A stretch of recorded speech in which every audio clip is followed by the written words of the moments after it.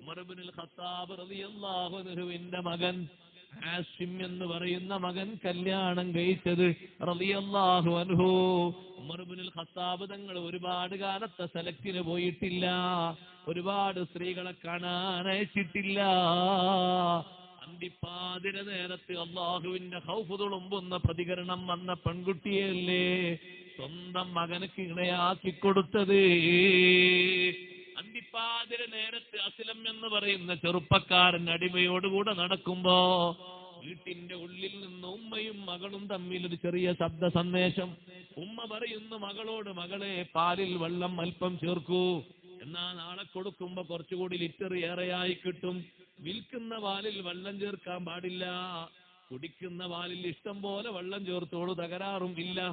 വിൽക്കുന്ന പാലിൽ വെള്ളം ചേർത്ത് വിൽക്കരുത്, അങ്ങനെ വിൽക്കുകയാണെങ്കിൽ ഇത് പാലാണ്, വെള്ളവും കുറച്ചൊക്കെ ചേർത്തിട്ടുണ്ട് എന്ന് പറയണം.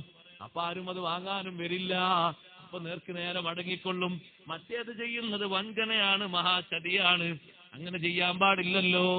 മകളോട് പറയുന്നു ഒന്ന് വെള്ളം ചേർക്കൂ.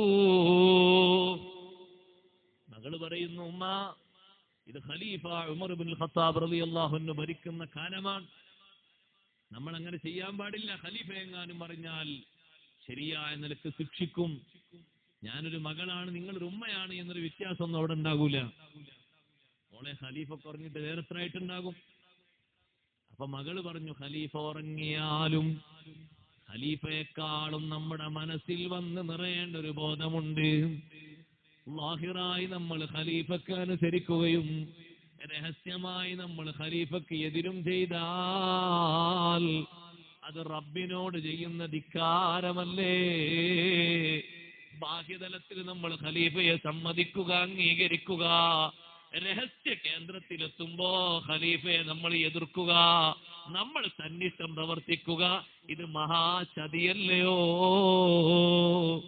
ആ മാതാവിന്റെ സിരകളിലേക്ക് ഖൗഫിന്റെ സന്ദേശം മകളങ്ങ് പകർന്നു കൊടുത്തപ്പോ പിന്നെ ഉമ്മ മിണ്ടിയില്ല. ഉമ്മയെ നന്നാക്കാനും മക്കൾ വളർന്നാൽ കഴിയും, ബാപ്പയെ നന്നാക്കാനും മക്കൾ വളർന്നാൽ കഴിയും. പക്ഷേ അതിനവരെ കൗമാരപ്രായത്തിന്റെ കടിഞ്ഞാണ് ബാപ്പയുടെയും ഉമ്മയുടെയും നേർദിശകളിലാകണം. അപ്പോഴാണ് അതിന് വലിയ സാധ്യതയുണ്ടാവുക. ആ മകളെങ്ങനെ പറഞ്ഞു. ഉമർ ഇബ്നുൽ ഖത്താബ് തങ്ങൾ അസ്ലം എന്ന അടിമയോട് പറഞ്ഞു, വീടിനൊരു അടയാളം വെക്കണം. ചുമരിൽ ഒരു വരയിട്ട് പോന്നു.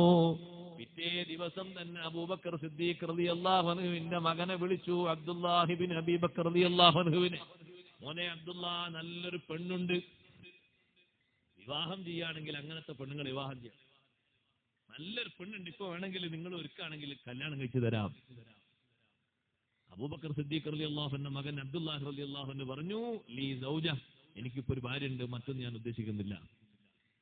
മറ്റൊരു മകനാകുന്ന അബ്ദുറഹ്മാൻ റളിയല്ലാഹു അൻഹു വിളിച്ചോടിച്ചു, മോനെ നല്ലൊരു പെണ്ണുണ്ട്, സ്വാലിഹത്തായ പെണ്ണ്, വിവാഹം ചെയ്യുകയാണെങ്കിൽ ഞാൻ വഴികളൊക്കെ എളുപ്പാക്കി തരാം. ആ മകനും പറഞ്ഞു, ലീ സൗജ, എനിക്കൊരു ഭാര്യയുണ്ട്, മറ്റൊന്നും ഞാനിപ്പോൾ ഉദ്ദേശിക്കുന്നില്ല.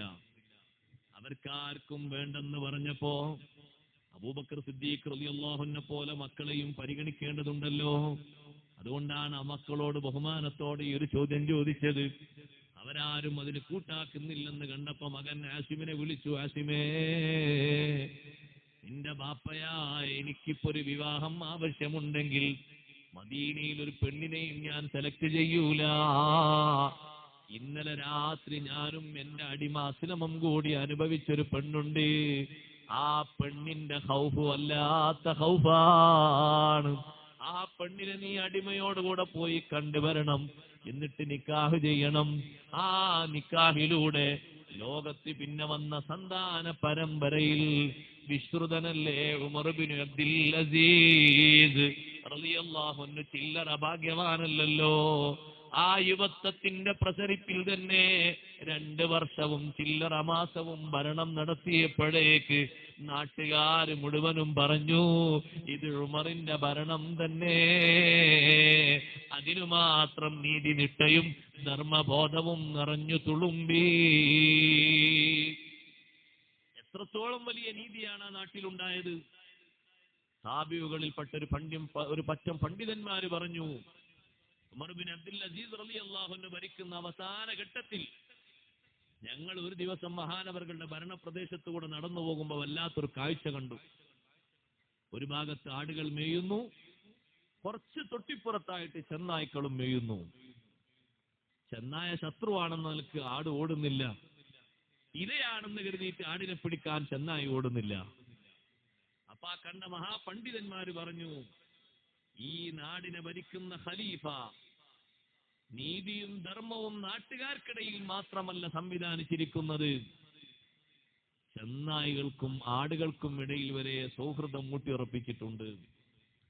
ആ നടന്നു പോകുന്ന സംഘം തന്നെ 2 ആഴ്ച കഴിഞ്ഞ് വീണ്ടും നടന്നു പോകുമ്പോ നേരത്തെ കണ്ട കാഴ്ച മാറിപ്പോയി. ചെന്നായ്ക്കളെ കണ്ടിട്ട് ആടുകളും ആടുകളെ പിടിക്കാൻ ചെന്നായ്ക്കളും ഓടുന്നതാണ് കണ്ടത്. അപ്പോൾ അവര് പറഞ്ഞു, ഖലീഫ മരണപ്പെട്ടിരിക്കാം. അന്വേഷിച്ചു നോക്കുമ്പോ ഉമർ ബിൻ അബ്ദുൽ അസീസ് റളിയല്ലാഹു അൻഹു കുറച്ച് ദിവസം മുമ്പ് മൗത്തായിട്ടുണ്ട്. അപ്പൊ നാട്ടിൽ ഈ രൂപത്തിൽ ധർമ്മവും നീതിയും ബോധവും കൊടുക്കാൻ പറ്റുന്നവര് വളർന്നു വരാൻ അള്ളാഹുവിനെ കുറിച്ച് ബോധമുള്ള മാതാപിതാക്കൾ വളരണമല്ലോ. ഓ ഉപ്പമാരെ, മക്കൾക്ക് അള്ളാഹുവിനെ കുറിച്ചുള്ള ബോധം കൊടുക്കണം.